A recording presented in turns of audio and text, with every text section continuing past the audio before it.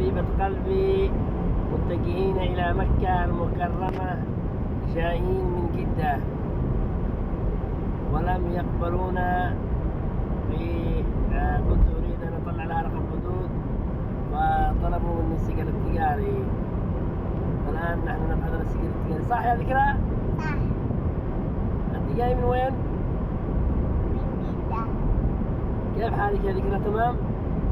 الحمد لله. أنت مرتاح؟ سلمي عليهم، سلمي على كل الأصدقاء. قولي يا عملي لهم ترحيب أنت في مكة.